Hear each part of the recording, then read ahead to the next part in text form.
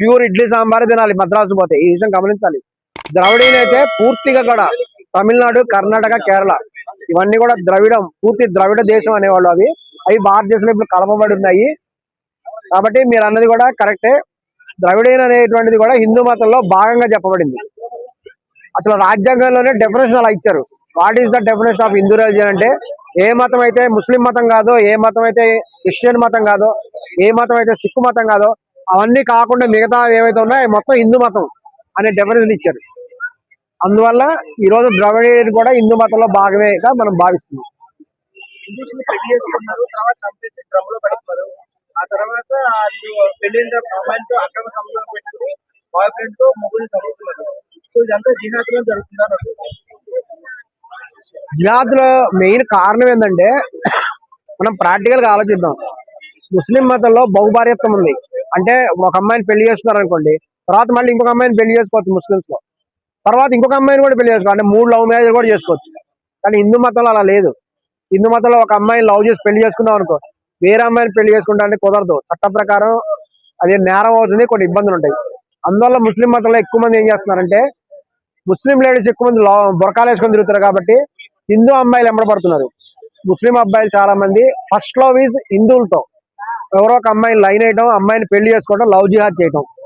తర్వాత ఏం చేస్తున్నారు, రెండో పెళ్లి మటుకు ముస్లిం అమ్మాయిని చేసుకుంటున్నారు. ఈ మొదటి అమ్మాయి హిందూ అమ్మాయి, అమ్మాయికి బురకా వేసేసి పిల్లలు పుట్టిస్తారు. ఆ అమ్మాయి అటు ఇటు కాకుండా అయిపోతున్నది. ఇది ప్రస్తుతం జరుగుతున్న సమస్య.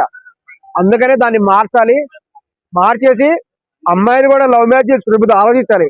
ముస్లిం మతాన్ని హిందూలో మారమనండి, అప్పుడు పెళ్లి చేసుకుంటా అని చెప్పండి. అప్పుడు మీరు నిజమైనటువంటి హిందువులు అవుతారు.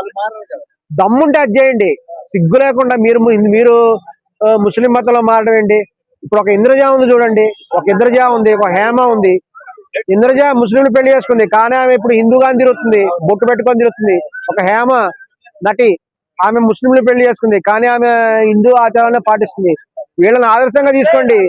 ఎవరైతే లవ్ మ్యారేజ్ చేసుకోవాలని అనుకుంటున్నారో, మీరు ముస్లింలనే హిందువులకు మార్చడానికి ప్రయత్నం చేయండి. అప్పుడు మీరు లవ్ మ్యారేజ్ చేసుకుంటే మీరు నిజంగా హిందూ మతానికి సేవ చేసిన వాళ్ళు అవుతారు. దేవుడు మీకు సహాయం చేస్తాడు. అట్లా కాకుండా మీరు ముస్లింలోకి మారిపోయి బొక్కాలు వేసుకొని సిగ్గుపడాలి.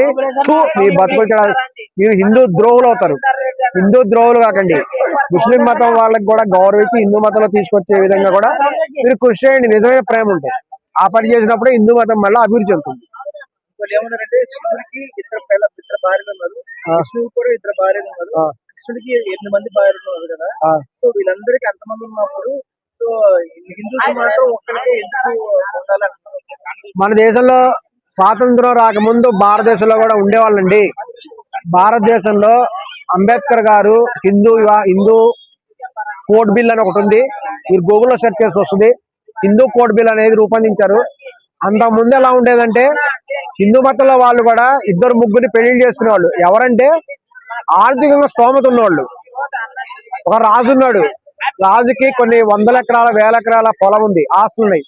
₹1,00,00,000 ఆస్తులు ఉన్న వాళ్ళు 2 పెళ్లి చేసుకునేవాళ్ళు. తప్పే ఉంది. నిజాం నవాబు 100 మంది అమ్మాయిల్ని మెయింటైన్ చేశాడు.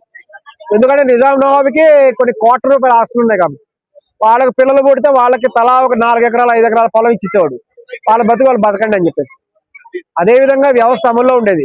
స్వాతంత్రం వచ్చిన తర్వాత ఏమైందంటే దాన్ని మార్చారు.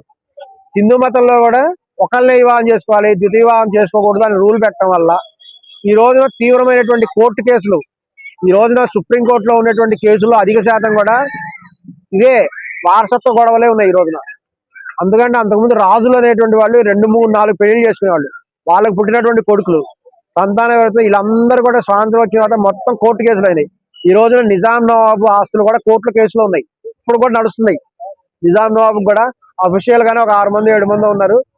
వాళ్ళ కొడుకులు వీళ్ళందరి మధ్య కూడా సంతానం మధ్య ఆస్తులు గొడవలు ఇప్పుడు కూడా ఉన్నాయి. ఈ విధంగా గొడవలు అవుతాయని మార్చడం జరిగింది. అదే ఇప్పుడు సమాజంలో ఇబ్బందికరమైన విషయం కూడా తయారైంది.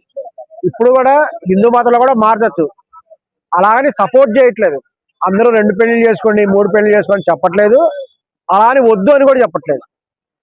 మీకు నిజంగా కూడా ఆర్థికంగా సత్తా ఉంటే, మీకు ఆర్థికంగా బలంగా ఉంటే, మీరు మొదటి భార్య రెండో భార్య ఇద్దరిని పోషించగలను, ఇద్దరికి ఆర్థికంగా న్యాయం చేయగలను అనుకుంటే అప్పుడు చేసుకునేటువంటి విధంగా కూడా చట్టంలో మార్పులు తీసుకురావాలి. తీసుకొచ్చి ఆ విధమైనటువంటి విధానాన్ని చేయాలి. చేస్తే ఎంతో మంది ఒక అమితాబ్ బచ్చన్, ఒక రేఖ. పాపం వాళ్ళు అలాగ ఉండిపోయారు. అదేగా హిందువుల్లో కూడా 2 పెళ్లి చేసుకోవాలంటే వాళ్ళు 2 పెళ్లి చేసుకునేవాళ్ళు. పాపం అవ్వలేదు కదా. అదేవిధంగా ఇప్పుడు చూడండి తమిళనాడులో లేటెస్ట్ దళపతి విజయ్, త్రిష వాళ్ళిద్దరు అలాగే దూరంగా ఉండిపోయారు. ఎందుకంటే పెళ్లి చేసుకోవడానికి వీల్లేదు కాబట్టి. అదే చట్టంలో మార్చేసి సంగీతనే పెళ్లి చేసుకున్నాడు. పెళ్ళం ఉంది ఇంట్లో, ఆమెను బాగా చూసుకుంటాడు, చిల్డ్రన్ ని మంచిగా చూసుకుంటాడు, రెండో పెళ్లి చేసుకుంటాడు. తప్పేంది? త్రిషని కూడా మంచిగా చూసుకుంటాడు, ఆమెను బాగా చూసుకుంటాడు. నార్త్ ఇండియాలో శ్రీదేవి లేదా super star, all India super star heroine Sridevi ఏం చేసింది? బోని కపూర్ని చేసుకుంది. బోని కపూర్కి ఆల్రెడీ పెళ్ళైంది, చిల్డ్రన్ ఉన్నారు. రెండో పెళ్లి కింద చేసుకుంది. అప్పుడు బోని కపూర్ భార్యకి శ్రీదేవి ఒకటే చెప్పింది క్లియర్ గా, నీ ఆస్తి నేను రూపాయి కూడా తీసుకోను, నాకు అవసరం లేదు. యాజ్ ఏ హీరోయిన్ శ్రీదేవి కొన్ని కోట్లు సంపాదించింది. నా డబ్బులే నేను వాడుకుంటాను, నా చిల్డ్రన్ కి నా డబ్బులే ఇచ్చుకుంటాను, బోని కపూర్ డబ్బులు రూపాయి కూడా తీసుకోను అని ప్రామిస్ చేసి శ్రీదేవి బోని కపూర్ పెళ్లి చేసుకుంది. ఆమెకి ఇప్పుడు 2 చిల్డ్రన్, అమ్మాయిలు పుట్టినారు. ఆ 2 అమ్మాయిలు కూడా శ్రీదేవి ఆస్తిని అనుభవిస్తున్నారు. ఇంకా మాట్లాడితే బోని కపూర్ శ్రీదేవి డబ్బులు తీసుకున్నాడు. శ్రీదేవి బోని కపూర్ డబ్బులు తీసుకోవాలా. బోని కపూర్ శ్రీదేవి డబ్బులు కొంత వాడుకొని సినిమాలు తీసి ఫ్లాప్స్ అయ్యి కష్టాలు పడ్డాడు. ఇది వాస్తవం. అందుకనే కూడా హిందూ మతంలో కూడా వివాహ పద్ధతులు మార్చాలి అని కూడా ఈ మధ్య కొంతమంది కోరుకుంటున్నారు. ఈ రోజున కోర్టులో ఇన్ని లక్షల కేసులు ఉన్నాయంటే కారణం ఇదే.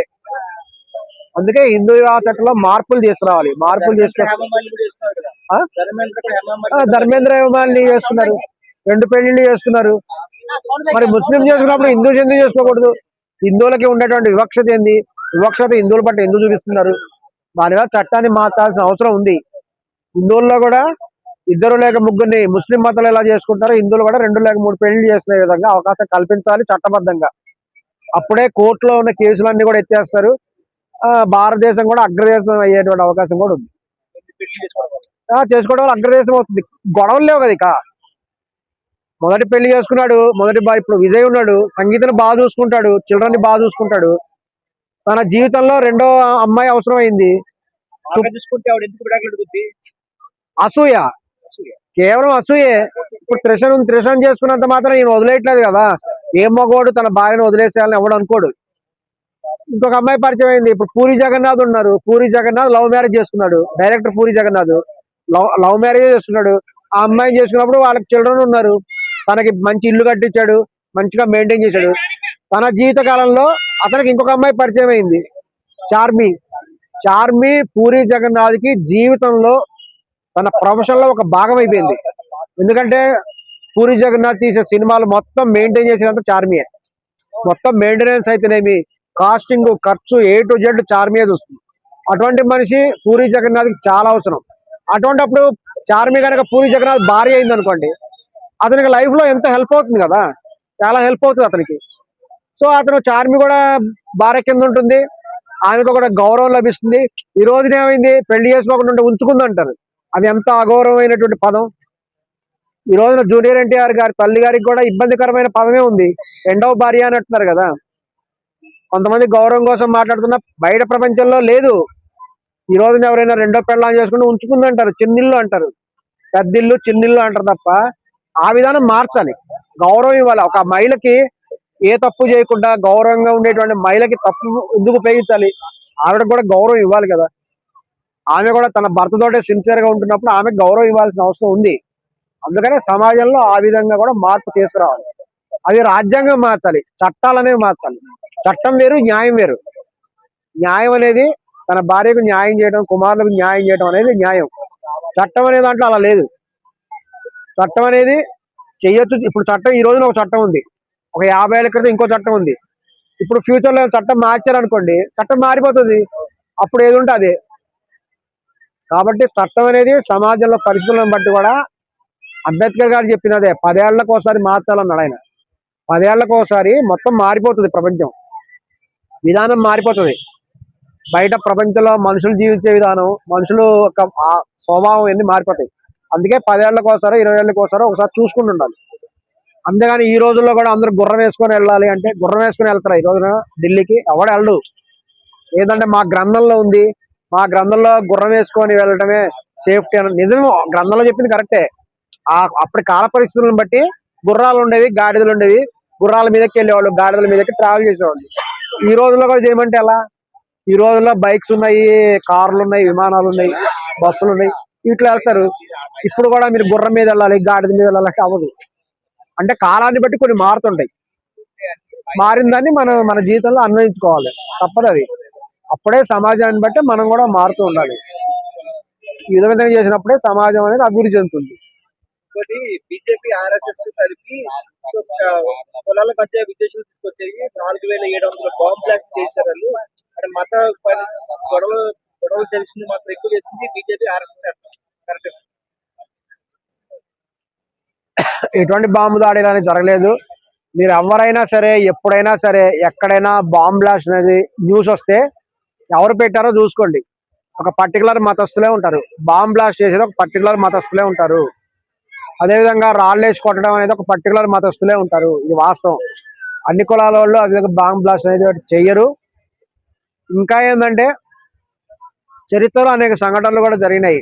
భారతదేశంలో జరిగేది ఏంటంటే ఒక దేవాలయాన్ని పడగొట్టి మరొక కట్టడాలు జరగడం అనేటువంటివి జరిగినాయి కొన్ని. అటువంటి సందర్భాల్లో ఏంటంటే మరలా వాళ్ళకి ఇస్తే ఎంతో గౌరవంగా ఉంటుంది. ఇప్పుడు ఈ మధ్య రీసెంట్ గా బెంగాల్లో ఒక మసీదు కడుతున్నారు. ఏది బాబ్రీ మసీదు బెంగాల్లో కడుతున్నారు. నేను దాన్ని సపోర్ట్ చేశాను. నేను హిందూ మతస్థుడిని, నేను సపోర్ట్ చేశాను. ఎందుకు సపోర్ట్ చేశాను? వాళ్ళు ఒక ఖాళీ స్థలంలో కట్టుకుంటున్నారు మసీదు. కట్టుకోండి అయ్యా, మేము కూడా వెల్కమ్ చేస్తున్నాం.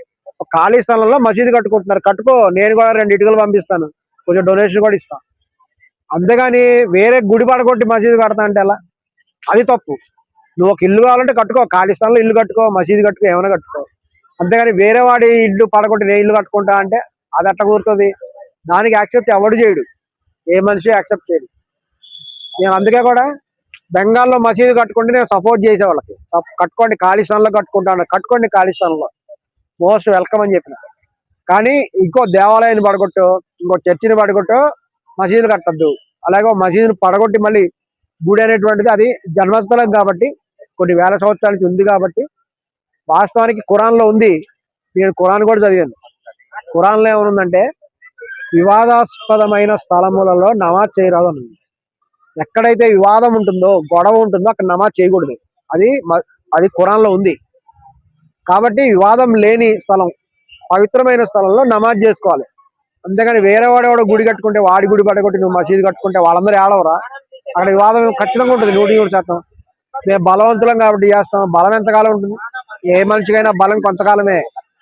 సూర్యుడు ఉదయిస్తే మళ్ళీ అస్తమించాల్సిందే. ఏ మనిషి బలమైనా కొంతకాలం ఉంటుంది, తర్వాత బలం తగ్గుతుంది. అది ఎప్పుడు కూడా కరెక్ట్ కాదు. అందుకనే ఏ మతస్థులకైనా చెప్పేది అదే. ఎవరికి వివాదం లేని స్థలంలో వివాదరహితంగా మీ పూజలు మీరు చేసుకోండి. నిజమైన సెక్యులర్ అంటే అదే. సెక్యులర్ దేశం అంటే అదే కదా.